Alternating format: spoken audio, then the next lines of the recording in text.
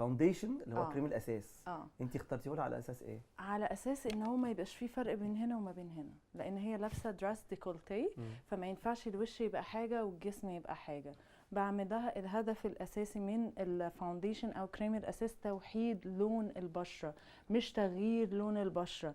في ناس كتير فاكرين ان الفاونديشن عشان افتح بشرتي، لا. في بقى تلاقي ايه واحده يعني مع ان السمار 3/4 الجمال، ها جدا، تقول لك انا عايزه ابيض، تروح جايبه بقى البلاشر ده ودهنه نفسها بالحاجات دي، السكينه كده سكينه معجون على الوش، فتلاقيها ايه غيرت في الاخر.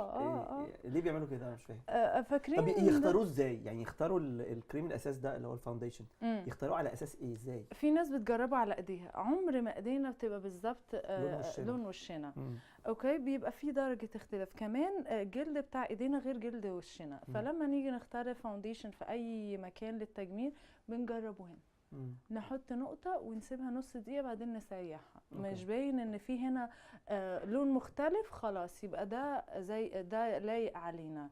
باين بقى ان ده مختلف، اغمق، افتح، لا نبتدي نشوف درجات تانية.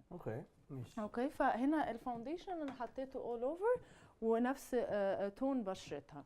العينين زي ما اخترنا هتبقى في رموش طويله، في ايلاينر، في نوت كولر مدي على بني شويه عشان لون العينين فاتح، فعشان نبقى عاملين كونتورينج.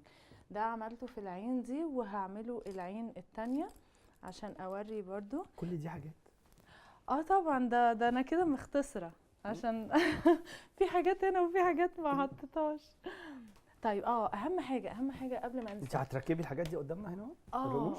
هوري الناس عشان في دلوقتي بنات بيعملوا لنفسهم ميك اب، وعلى فكره ساعات بيبقوا احلى من ميك اب ارتست. احنا عايزين نعلمهم عشان مش كل الناس عندها ميزانيه انها تجيب حد في الفرح يعمل ميك اب. وفي ناس بتبقى عامله فرحها في الغردقه وفي شرم وفي الحاجات دي في المناطق البعيده، فبيبقى صعب قوي ان الميك اب ارتست يروح. طب انا اللي بحطه ده برايمر. يعني ايه برايمر؟ البرايمر ده اللي بيخلي الاي شادو يمسك كويس جدا وما يسحش. يعني ساعات بعد ما نحط، في بنات تحط اي شادو بعد كده شويه تلاقيه ما بقاش هو زي اللي كانت حطاه. ليه؟ بتبقى حطاه على الجلد على طول. انا هنا حاطه برايمر عشان يمسك لي الاي شادو، هو يعني لونه لما شفاف. يروحوا عند الناس اللي بيشتروا من عندهم ميك اب يقول لهم عايز برايمر. البرايمر للوش وللعينين للجفون، ده مهم جدا. عشان قبل ما احط على الوش حاجه لازم استاذنه، اقول له لو سمحت انا هحط ميك اب. ده ليه؟ ممكن عشان اذا ما حطيتش هيغير. يعني ايه؟ تحس ان هي حاطه حاجه، الاي شادو هيسيح. فلازم بنحط برايمر، بنجهز البشره ان هي تستقبل الفاونديشن. انا هنا اخترت لها لون يعني ما بقاش خلاص ان احنا نرسم كتير وفراشات و70,000 لون فوق العينين والحاجات دي، بقى حاجه سيمبل. كل ما كانت سيمبل كل ما كانت احسن. انا اخترت لون بني عادي جدا لطيف، وبحطه اول اوفر واسيحه. يعني ايه اسيحه؟ بستخدم فرشه شعر طبيعي. شعر طبيعي في فرش البنات بتروح تلاقي مثلا في اماكن فرشه مثلا بتوصل مثلا 100 200 الف جنيه، وفي فرشه ب20 جنيه. طب ايه الفرق؟ ان الفرش الغاليه دي بتبقى شعر طبيعي، بتجيبها وتعيش معاها العمر كله. يعني 2 3 4 واتس ايفر بتعيش معاها، وبتسيح لي الاي شادو. يعني لما بنحطه كده ما بيبقاش فيه خط بارز وخط واضح. الخطوط دي بتقلل من جمال الواحده مش بتضيف لها.